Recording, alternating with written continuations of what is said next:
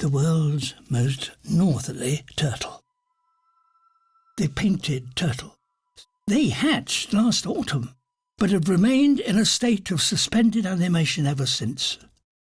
Their hearts have stopped beating.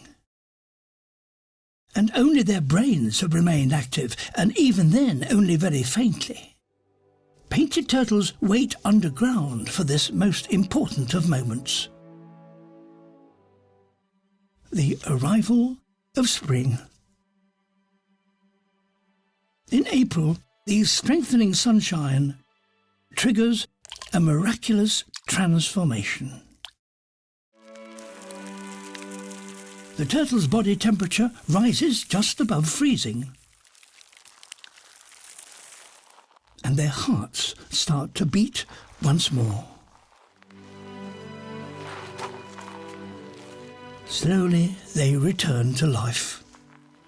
Thanks to this extraordinary adaptation, these young turtles get a valuable head start in spring.